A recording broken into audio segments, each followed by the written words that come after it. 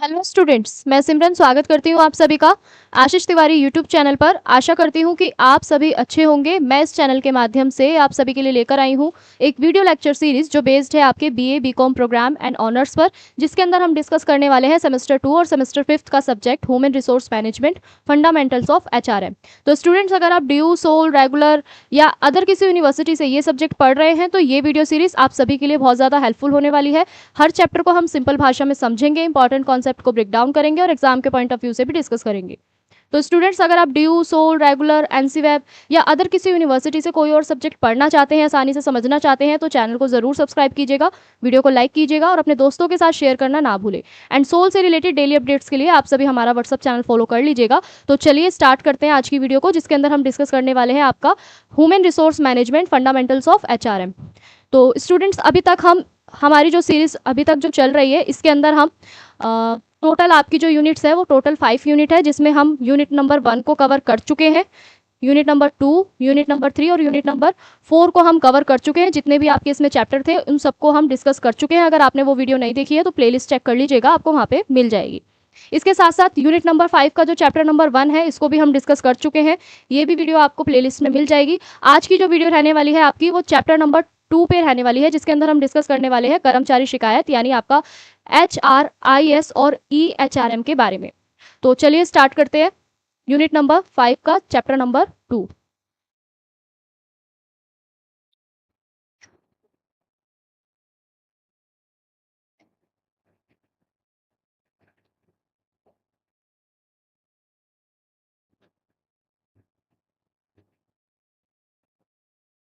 तो स्टूडेंट्स, ये रहा आपका यूनिट नंबर 5 का चैप्टर नंबर 2, जिसके अंदर हम डिस्कस करने वाले हैं कर्मचारी शिकायत, HRIS और EHRM को। तो सबसे पहले इसका एक छोटा सा इंट्रो लेते हैं, यानी परिचय को डिस्कस कर लेते हैं। परिचय क्या कहता है, सबसे पहले इसको जानते हैं। तो अगर हम इस यूनिट के चैप्टर नंबर 2 की बात करें परिचय की, तो इसके अंदर इस पार्ट में हम 3 महत्वपूर्ण विषयों को समझते हैं, जैसे आपका कर्मचारी शिकायत यानी आपका गवर्नेंस, और HIRS और EHRM। ये सभी आपके क्या है, HRM के आपके आधुनिक प्रबंधन यानी आपके मैनेजमेंट के जितने भी आपके मॉडर्न मैनेजमेंट है एचआरएम के अंदर, उसके अंतर्गत ये आते हैं। जो भी आपका संगठन है उसकी पारदर्शिता, उसकी कुशलता और उसका संतुलन बनाए रखने में ये आपकी मदद करते हैं। तो अगर हम इसे सिंपल शब्दों में समझे, जब कोई भी कर्मचारी अपने काम को लेके, अपनी सैलरी को लेके, अपने ऑफिस के माहौल को लेके या फिर अपने मैनेजर के बर्ताव से खुश नहीं होता, तो उसे लगता है कि उसके साथ अन्याय हो रहा है। तो इसी के साथ वो क्या करता है, अपनी शिकायत दर्ज कराता है, जिसको हम गवर्नेंस के नाम से जानते हैं। तो कोई भी संगठन है या भी कोई भी आपका ऑर्गेनाइजेशन है, उसके अंदर अगर किसी भी एम्प्लॉय को सेटिस्फेक्शन नहीं मिलता, ठीक है, तो उसकी जो भी शिकायत होती है या जो भी उसका जो भी शिकायत होती है, वो अपना शिकायत पे अपना जो गवर्नेंस है उसके अंदर वो अपनी शिकायत को क्या कर सकता है, दर्ज कर सकता है। फॉर एग्जाम्पल, जैसे कोई कंपनी है, कंपनी के अंदर 3 साल से एक जो आपका एम्प्लॉय है वो सेल्स एग्जीक्यूटिव के रूप में काम कर रहा है, ठीक है, लेकिन हमेशा वो अपना टारगेट पूरा करता है। कंपनी जो है उसने एक नए एम्प्लॉय को हायर करा, ठीक है, जिसका नाम सपोज दैट कोई नया एम्प्लॉय को हायर करा उसने कंपनी ने, और सेम दोनों की जो पोस्टिंग है सेम डिपार्टमेंट में है, लेकिन जो पहले वाला जो आपका एम्प्लॉय था, सपोज दैट जो आपका अमित था, ठीक है, जो पहले जो 3 साल से सेल्स एग्जीक्यूटिव के रूप में उस कंपनी में काम कर रहा था अमित, उसकी जो उसे पता चलता है कि जो नया एम्प्लॉय आया है कंपनी के अंदर यानी सुमित, उसकी जो सैलरी है ना वो 20% ज़्यादा है अमित से, जबकि सुमित के पास अमित से जो एक्सपीरियंस है वो कम है। फिर भी उसके साथ, तो यहाँ पे जो अमित है, अमित को क्या महसूस हुआ कि उसके साथ अन्याय हो रहा है, इनजस्टिस हो रहा है। तो इसके अंदर आपको अन्याय किसी भी तरीके से देखने को मिल सकता है। तो अमित जो है वो अपनी शिकायत दर्ज कर सकता है, ठीक है, कंपनी को लेके अपने जितने भी उसके शिकायत के कारण है, कॉजेज है, वो बता सकता है। या फिर इसके अंदर आपका कम या असमान वेतन भी आ सकता है, यानी आपकी जो भी सैलरी है, ठीक है, उसको भी इसमें देखा जा सकता है।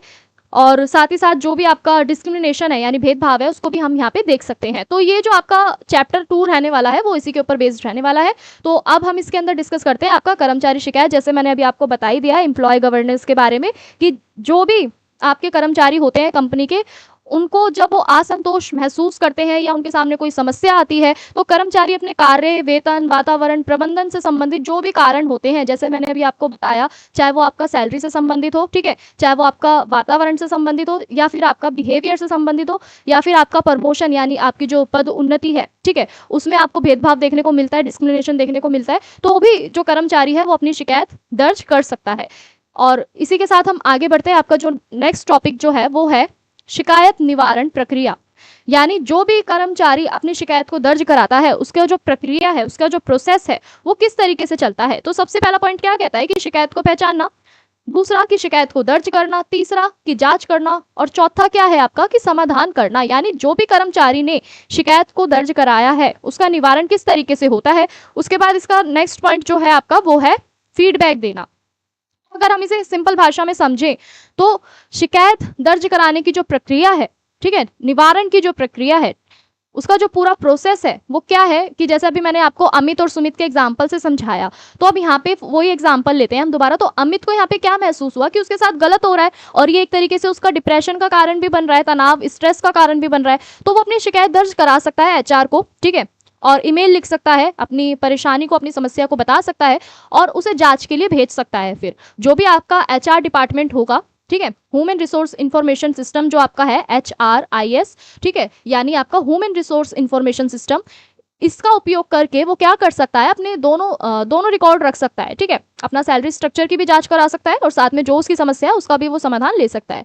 उसके बाद आता है कि समाधान करना। तीसरा पॉइंट क्या कहता है कि समाधान करना। अगर हम समाधान की बात करें तो यदि जो भी आपकी शिकायत पाई जाती है किसी भी एम्प्लॉय के थ्रू कंपनी के अंदर, फॉर एग्जांपल जैसे अभी हमने यहाँ पे अमित वाले एग्जांपल से समझा कि अमित की जो सैलरी है वो बढ़ती है, इसका अगर वो उचित कारण बताता है, यानी अगर अमित बताता है कि उसकी सैलरी क्यों बढ़नी चाहिए, तो इसमें क्या होगा, जो भी आपका संगठन होगा ना, उसकी पारदर्शिता और उसके बीच में संतुलन बना रहेगा। तो अगर इसका ऑल ओवर कंक्लूजन से समझे तो यहाँ पे हमें निष्कर्ष देखने को क्या मिलता है कि इस चैप्टर के अंदर आपका जो EHRM है, ठीक है, आपका जो इस चैप्टर के अंदर हम पढ़ रहे हैं EHRM, ठीक है, और आपका जो HRIS है, ये दोनों ही क्या है, आपके आधुनिक टूल है, ठीक है, आधुनिक टूल है जिसमें एम्प्लॉय अपनी शिकायतों को दर्ज करा सकता है और जल्द से जल्द उसको सुलझा सकता है, और जिससे कर्मचारी जो है वो अपनी कंपनी पे भी उसका जो भरोसा है, जो विश्वास है, वो भी बढ़ता है। जैसा आप यहाँ पे महत्व में समझ पा रहे हैं कि कर्मचारियों का इससे विश्वास जो है वो बढ़ता है जब वो अपनी इसमें शिकायत दर्ज कराते हैं और ये जल्द से जल्द निष्पक्ष आपकी कार्यवाही करती है। जो कर्मचारी हैं उनके कार्यस्थल पर शांति भी बनाए रखने में मदद करता है, और साथ में जो कर्मचारियों की संतुष्टि है, यानी जो आपका सेटिस्फेक्शन है, वो भी हमें इसमें देखने को मिलता है। तो बढ़ते हैं, अब हम इसको डिटेल में समझते हैं, आगे बढ़ते हैं। तो अगर हम बात करें HRIS की, यानी आपका ह्यूमन रिसोर्स इंफॉर्मेशन सिस्टम, इसका अर्थ क्या होता है कि आपका जो HRIS एक क्या है, आपका कंप्यूटर आधारित प्रणाली है जो कर्मचारियों से संबंधित सभी जानकारियों को संग्रहित करता है, प्रतिबंधित करता है और विश्लेषित करता है। और इसके घटक कौन कौन से हैं कि कर्मचारी डाटा रखना, यानी एम्प्लॉय का डाटा रखना, वेतन और लाभ, ठीक है, यानी आपका पेरोल जितना भी होता है, ठीक है, फिर आपका है उपस्थिति यानी अटेंडेंस, फिर है मूल्यांकन, प्रदर्शन मूल्यांकन जिसमें आपके परफॉर्मेंस आता है, ठीक है। तो अगर हम बात करें HRIS की, सरल शब्दों में समझे, सिंपल भाषा में अगर हम इसको समझे, तो आपका जो HRIS है यानी ह्यूमन रिसोर्स इंफॉर्मेशन सिस्टम जो है वो एक डिजिटल सॉफ्टवेयर है, यानी आपका एक कंप्यूटर सिस्टम है जिसके अंदर कंपनी सभी कर्मचारियों का कच्चा चिट्ठा लिखती है, यानी पूरा डाटा लिखती है, डाटा अपने पास सेफ रखती है। जैसे पुराने जमाने में जो भी कोई काम होता था हम उसकी क्या करते थे, फाइलों में रखते थे ना, पहले के टाइम में जो भी पुराने जमाने में आपने देखा होगा, बड़ी बड़ी फाइल्स, बहुत सारी फाइल्स होती थी, रजिस्टर्स होते थे, उसके अंदर सभी जितने भी आपके वर्कर्स होते थे, कर्मचारी होते थे, उनका डाटा जो रखा जाता था उसमें संग्रहित करके रखा जाता था, उसमें संभाल के रखी जाती थी सारी जानकारी। लेकिन आज के समय में क्या है कि जो आपका कंप्यूटर सिस्टम है इसने लोगों का काम आसान बना दिया, और इसी के अंदर आपका जो ह्यूमन रिसोर्स इंफॉर्मेशन सिस्टम है ये आपका एक डिजिटल सॉफ्टवेयर है जिसके अंदर आप सभी कर्मचारियों की क्या कर सकते हैं, इंफॉर्मेशन रख सकते हैं, जानकारी रख सकते हैं संग्रहित करके। और अब HRIS के जरिए ही क्या हो जाता है, हम कुछ भी अगर हम क्लिक करते हैं अपने सॉफ्टवेयर के अंदर, ह्यूमन रिसोर्स इन्फॉर्मेशन के अंदर अगर हम क्लिक करते हैं, तो उसमें जो भी आपकी कर्मचारियों की रिक्वायरमेंट होती है, उनकी रिटायरमेंट होती है, यानी उसकी भर्ती से लेके उसके रिटायरमेंट तक का आपको सारा डाटा आप उसमें देख सकते हैं। किसमें देख सकते हैं? ह्यूमन रिसोर्स इन्फॉर्मेशन में। यानी आपके ये एक आपका सॉफ्टवेयर है जो कंपनियां यूज करती है, जिसमें कर्मचारियों का डाटा संग्रहित करके रखा जाता है, कलेक्ट करके रखा जाता है। फॉर एग्जाम्पल, जैसे मान लीजिए कि एक कंपनी है, उसको वहाँ पे 500 कर्मचारी काम करते हैं। अगर हम पुरानी स्थिति के अनुसार देखें, यानी पहले के टाइम में क्या होता था कि अटेंडेंस लगती थी रजिस्टर्स के अंदर, ठीक है, रजिस्टर देखना पड़ता था, किसने कितनी छुट्टियां करी है, किसने एप्लीकेशन दी है या लीव दी है, फिर सबका कैलकुलेशन करके फिर उसकी सैलरी बनानी पड़ती थी। और इसमें क्या होता था, ज़्यादातर गलतियां भी होती थी और फिर हमारा टाइम वेस्ट भी होता था। लेकिन आज के टाइम में क्या हो गया, जो आपका ये ह्यूमन रिसोर्स इन्फॉर्मेशन सिस्टम है, ये वाला जो सॉफ्टवेयर है, ये कंपनियों के पास आ गया है, जिससे कंपनी का टाइम भी बच रहा है, टाइम मैनेजमेंट भी बहुत अच्छे से हो रहा है, ठीक है, और साथ ही साथ किसी भी तरीके की कोई गड़बड़ी नहीं हो रही है। आसानी से कंपनी अपने जो भी कर्मचारी है उनको, उनकी जितनी भी लीव्स हैं, जितनी भी छुट्टियां हैं, उनको आसानी से चेक कर पा रही है, उसी के हिसाब से फिर वो सैलरी उन्हें दे पा रही है। तो ये था आपका ह्यूमन रिसोर्स इन्फॉर्मेशन सिस्टम। अब हम बात करते हैं इसके लाभ की। जैसा मैंने भी आपको बता ही दिया है कि इससे क्या होती है, हमारे समय की बचत होती है, डाटा जो होता है आपका उसका सही मैनेजमेंट हमें देखने को मिलता है, यानी डाटा का सही प्रबंधन हमें देखने को मिलता है, और जो भी आपकी निर्णय लेते हैं, जो भी डिसीजन मेकिंग होता है, उसमें भी ये मदद करता है, और त्रुटियां इसमें कम होती है, यानी गलतियों के चांसेस बहुत ज़्यादा कम होते हैं, बहुत रेयर चांसेस होते हैं। उसके बाद हम इसकी सीमाओं की बात करें तो इसमें उच्च लागत लगती है। इसके अंदर आपका तकनीकी ज्ञान होने की आवश्यकता बहुत ज़्यादा ज़रूरी है, क्योंकि ये आपका कंप्यूटर से संबंधित है, इसलिए आपको टेक्नोलॉजी नॉलेज का होना बहुत ज़्यादा इसमें इंपॉर्टेंट है, बहुत ज़्यादा नीडेड है। उसके बाद है आपका डेटा सुरक्षा की समस्या, यानी आपका जो डेटा जो है, सपोज दैट कि अगर 2 साल पुराने किसी कर्मचारी का अगर इसमें रिकॉर्ड चाहिए, तो अलमारी खोजने की बजाय आप उसमें क्या कर सकते हैं, फाइल में आप अपना नेम जो है वो टाइप कर सकते हैं। अब इसे हम रियल उसमें अगर हम इसके सभी लाभों को आसान भाषा में समझे, तो सबसे पहला पॉइंट हमारा क्या कह रहा है कि समय की बचत हो रही है। जो काम पहले के टाइम में रजिस्टर के थ्रू 5 दिन में होता था, वो अब 5 मिनट में हो जाता है। पहले के टाइम में आपने देखा होगा कि बड़ी बड़ी फाइल्स होती थी, ऑफिस के चक्कर काटने पड़ते थे, लीव देकर आनी पड़ती थी, ठीक है, लेकिन आज के टाइम में क्या है कि आप 5 मिनट के अंदर ही 5 दिन के काम को खत्म कर सकते हैं। दूसरा आपका पॉइंट क्या कहता है कि डेटा का सही प्रबंधन होना, यानी अगर इसमें क्या होता है कि जो आपका डेटा है, जो भी संबंधित है, कर्मचारी की जो भी जानकारी है, डेटा है उससे संबंधित, ठीक है, अगर वो 2 साल पुराने किसी कर्मचारी का अगर हमें रिकॉर्ड चाहिए, तो हम आसानी से 2 मिनट में अपनी सॉफ्टवेयर के अंदर क्या कर सकते हैं, नाम को टाइप कर सकते हैं, वो फाइल हमारे सामने आ जाएगी। वहीं अगर हम एज कंपेरिजन पहले के टाइम में देखें, यानी पुराने के समय में देखें, तो पुराने के समय में क्या होता था, पुराने समय में कि आपको अलमारियों को खोजना पड़ता था, रजिस्टर्स को ढूंढना पड़ता था कि कौन से कर्मचारी का कौन सा रजिस्टर है, और उसके बाद फिर आपको क्या करना पड़ता था, उसमें आपकी जो भी इंफॉर्मेशन है उसको पुट डाउन करना पड़ता था। लेकिन आज के समय में ऐसा नहीं है। आज के समय में क्या है कि आपका जो ह्यूमन रिसोर्स इंफॉर्मेशन सिस्टम है, इसने क्या कर दिया है, आज के टाइम में आपका जो काम है उसको मिनटों का बना दिया है, ठीक है, एज कंपेरिजन आपके जितने भी पहले के टाइम के जो भी आपके कार्य होते थे उन्हें आसान बना दिया है। तीसरे पॉइंट की बात करें तो इससे ना आपका तीसरा पॉइंट हमारा क्या कहता है कि इसके अंदर जो भी कमियां होने के जो चांसेस होते हैं, कमियां इसमें बहुत कम होती हैं, ठीक है, मतलब गलतियां बहुत कम हो जाती हैं इसमें। गलतियों के अंदर आप बहुत कम गलतियां आपको इसमें देखने को मिलती है। पहले के टाइम में क्या होता था, रजिस्टर में आपको छुट्टियां काउंट करनी पड़ती थी, फिर लीव चेक करनी पड़ती थी, चेक करना पड़ता था किसने कितनी लीव दी है, उसके अकॉर्डिंग ही क्या होता था, आपकी सैलरी डिसाइड होती थी, पता की जाती थी। लेकिन अब ऐसा नहीं है, आप सॉफ्टवेयर में आप कभी भी फाइल को ओपन करके कैसे भी देख सकते हैं और आसानी से क्या कर सकते हैं, उसकी जांच कर सकते हैं। तो ये था आपका लाभ और सीमाएं। अब हम आगे बढ़ते हैं। आपका जो नेक्स्ट पॉइंट है वो है आपका EHRM, यानी आपका इलेक्ट्रॉनिक ह्यूमन रिसोर्स मैनेजमेंट। अब ये क्या होता है, अगर हम इसके अर्थ की बात करें तो ये भी क्या है, HR कार्यों को इंटरनेट और डिजिटल तकनीकों के माध्यम से करना होता है इसके अंदर भी। यानी इसे सरल शब्दों में समझे, जब एक कंपनी है, ठीक है, कोई भी कंपनी है, वो अपने कर्मचारी का जितना भी डेटा है उसे मैनेज कर रही है, उनकी अटेंडेंस लगा रही है, उन्हें ट्रेनिंग दे रही है, तो इसके लिए उसे क्या चाहिए, इंटरनेट चाहिए, सॉफ्टवेयर चाहिए, मोबाइल ऐप्स चाहिए। तो जब वो इन सारी चीज़ों का यूज़ करती है ना, तो उसे हम क्या बोलते हैं, इलेक्ट्रॉनिक ह्यूमन रिसोर्स मैनेजमेंट बोलते हैं।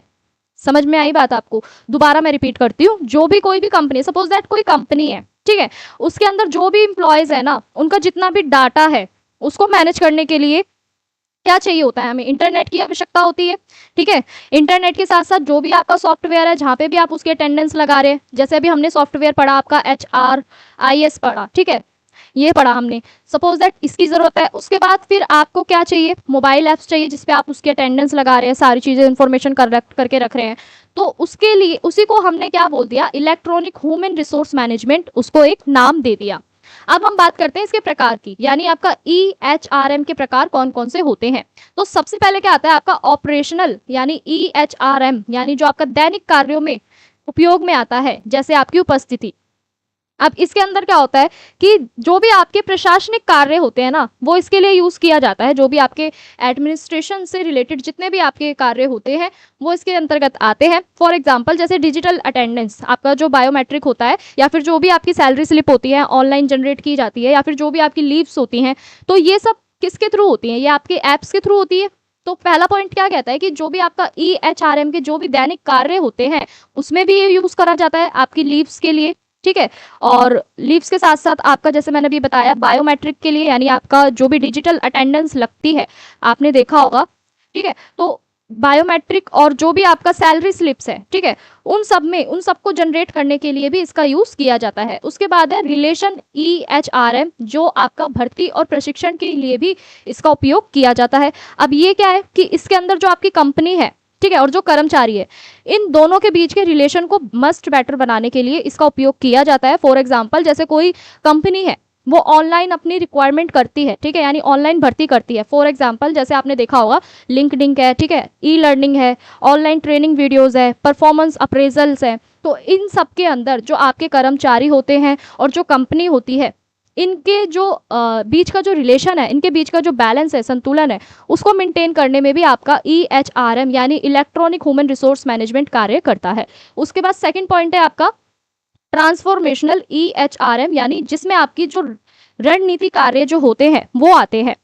इसके अंदर क्या होता है, इसमें ना आपका जितने भी भविष्य में, फ्यूचर में जितनी भी प्लानिंग बनाई जाती है, जितनी भी रणनीतियां बनाई जाती है, यानी जो भी आपकी स्ट्रेटेजी होती है उनको बनाया जाता है, भविष्य के लिए ये भी कार्य करता है। फॉर एग्जाम्पल जैसे आपके पास कोई भी डेटा है, कोई भी डाटा है, आपको उसका विश्लेषण करना है, एनालाइज करके उसे पता लगाना है कि जो कंपनी है वो कितने सालों से है, कितने नए लोगों को हायर अभी तक कर चुकी है, या कितने नए लोगों की उसको फ्यूचर में जरूरत पड़ सकती है, या फिर कर्मचारियों की वहाँ पे जो कार्य क्षमता है वो कैसी है, या हम उसे कैसे इंप्रूवमेंट उसमें कर सकते हैं। तो ये सब आपका कौन बता रहा है, ट्रांसफॉर्मेशनल EHRM, यानी जो भविष्य की रणनीतियों को, स्ट्रेटेजी को आपका क्या करता है, बताता है। अगर हम इसके लाभ की बात करें, यानी इसके एडवांटेज देखें, तो इसमें तेज और आसान प्रक्रिया होती है, इसमें आपकी लागत भी कम लगती है, पारदर्शिता होती है, यानी किसी भी तरीके का आप इसमें डिस्क्रिमिनेशन और पक्षपात आप इसमें नहीं देख सकते, वही आपकी पारदर्शिता के अंदर आता है। फिर है आपकी समय की बचत होती है, और कर्मचारी स्वयं सेवा खुद से उठा सकते हैं, स्वयं सेवा वो सुविधा को ले सकते हैं। जब किसी भी चीज के अंदर हम लाभ देखते हैं तो उसके सामने आपको चैलेंजेस भी देखने को मिलते हैं, यानी एडवांटेज के साथ साथ आपको चैलेंजेस यानी चुनौतियां देखने को भी मिलती है। अब EHRM के सामने क्या चुनौतियां है, सबसे पहले की तकनीकी समस्या, फिर दूसरा है डेटा सुरक्षित जोखिम, फिर है आपका कर्मचारियों का प्रशिक्षण आवश्यक होता है, और इंटरनेट पर भी निर्भरता हमारी इसके अंदर होती है। यानी अगर हम फायदे को देखें तो इससे क्या होती है, समय की बचत हो रही है EHRM से, यानी आपको फाइलों को ढूंढने की जरूरत नहीं पड़ती, आप मिनट में ही 5 मिनटों के अंदर ही अपना जो भी नाम टाइप करते हैं आपके सामने फाइलें ओपन हो जाती हैं। वहीं अगर हम देखें तो तकनीकी समस्या, चुनौती, तकनीकी समस्या कैसे है कि सर्वर डाउन होने की वजह से कई बार सॉफ्टवेयर के अंदर कुछ एरर्स आ जाते हैं, कुछ खराबी आ जाती है, जिसकी वजह से आपका जो काम है, जो कार्य है, वो रुक जाता है। वहीं दोबारा दूसरे हम लाभ की बात करें तो दूसरा लाभ मैंने आपको क्या बताया था, इसमें कम लागत लगती है। यानी पहले के तरीके को अगर देखें तो वहाँ पे आपके रजिस्टर यानी कागज का और आपकी जो मैनुअल लेबर जो होते हैं उनका जो खर्चा होता था वो बहुत ज़्यादा होता था, लेकिन जब से आपका EHRM आया है तब से आपकी जितने भी कागज है, जितने भी आपके मैनुअल लेबल है, उनका खर्चा जो है वो बचने लगा है, ये इसके लाभ के अंदर आ गया। और दूसरी चुनौती की बात करें तो डेटा सुरक्षित जोखिम, यानी आपका जो इसके अंदर क्या होता है कि कई बार हमारा सिस्टम जो होता है ना, सॉफ्टवेयर जो होता है वो हैंग हो जाता है, और हैंग होने के कारण ना आपका जो डाटा होता है ना, कई बार एक तरीके से हम कह सकते हैं हैंग के साथ साथ आपका वो भी हो जाता है, चोरी हो जाता है, या हम कह सकते हैं चोरी हो भी जाता है, और एक वर्ड और होता है मेरे को याद नहीं आ रहा उसका नेम। तो एक तरीके से यही समझ लीजिए कि आपका जो डाटा है ना, हैंग होने की वजह से सॉफ्टवेयर वो चोरी भी होने का डर आपका होता है।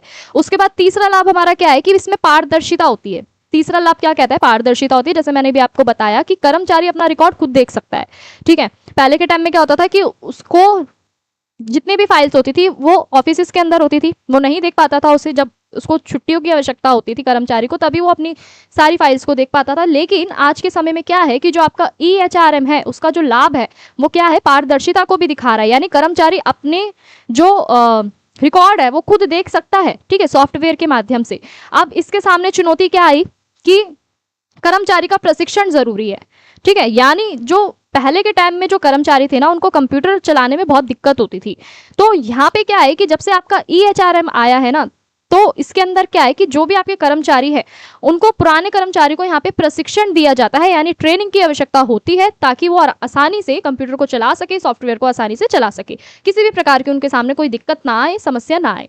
फॉर एग्जाम्पल, जैसे पहले के समय में अगर आपको छुट्टी चाहिए होती थी तो आप क्या करते थे, ज्यादातर लोग वो अपने ऑफिस को फॉर्म भरकर मैनेजर को देकर उन्हें आना पड़ता था, जिसको हम मैनुअल के नाम से भी जानते हैं, ठीक है।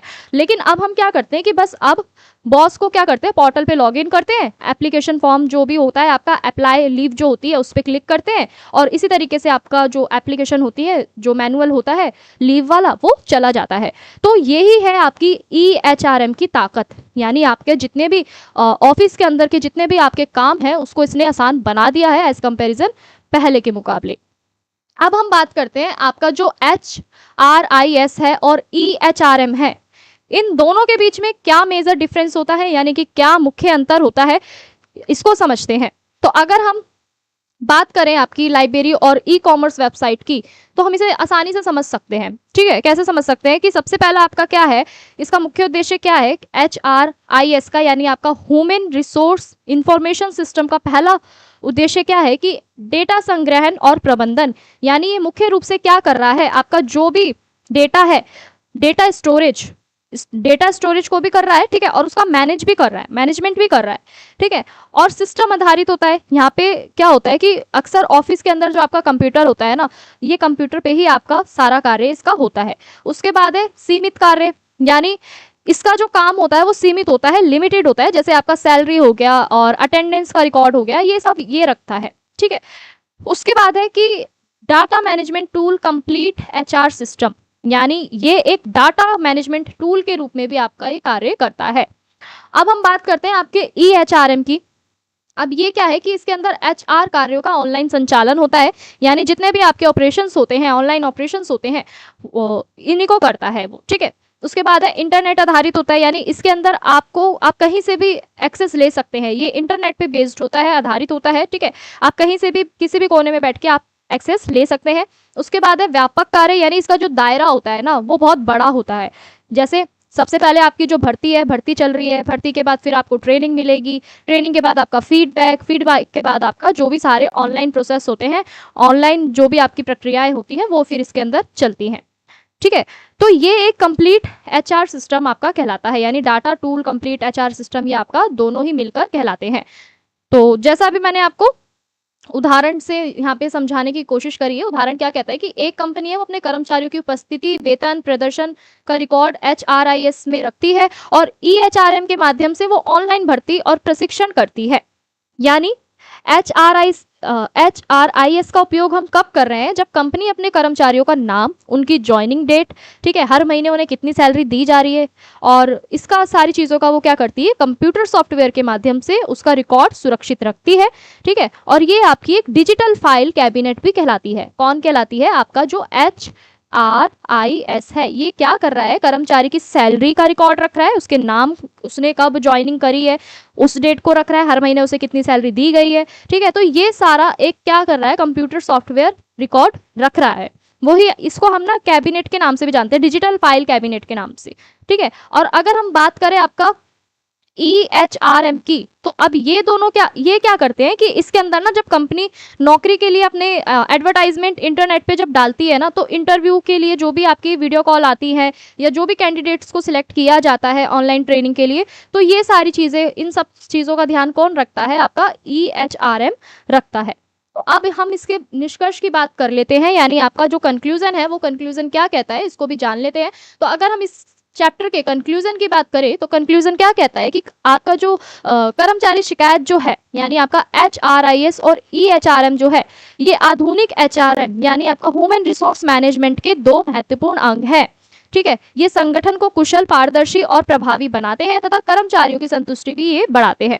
तो अब ऑल ओवर कंक्लूजन आपका क्या कहता है कि जो भी आपका कर्मचारी शिकायत निवारण है जिसके अंतर्गत आपका HRIS और EHRM ये तीनों ही मिलकर आपका जो आधुनिक मानव संसाधन प्रबंधन है यानी ह्यूमन रिसोर्स मैनेजमेंट है, इन सबको और भी ज़्यादा मजबूत बनाते हैं और इनसे जो भी आपका संगठन है ना उसमें पारदर्शिता यानी आपकी ट्रांसपेरेंसी आती है और कर्मचारियों के बीच में संतुष्टि यानी सेटिस्फेक्शन भी आपका बढ़ता है। तो स्टूडेंट्स ये थी आपकी यूनिट नंबर 5 का चैप्टर नंबर 2 जिसके सभी टॉपिक्स को मैंने आपको शॉर्ट में एक्सप्लेन कर दिया है। अगर किसी भी स्टूडेंट को कोई डाउट है, कोई क्वेरी है तो आप हमें कमेंट सेक्शन में कमेंट कर सकते हैं। इसके साथ साथ आप हमें इंस्टा पेज पे भी फॉलो करके डायरेक्ट हमसे DM करके पूछ सकते हैं। और स्टूडेंट्स अगर आपको ये वीडियो हेल्पफुल लगी हो तो वीडियो को लाइक कीजिए, चैनल को सब्सक्राइब कीजिए और अपने दोस्तों के साथ शेयर करना ना भूलें। एंड सोल से रिलेटेड डेली अपडेट्स के लिए आप सभी हमारा व्हाट्सएप चैनल फॉलो कर लीजिएगा। तो मिलते हैं नेक्स्ट वीडियो में नए चैप्टर के साथ। आप सभी का बहुत बहुत धन्यवाद।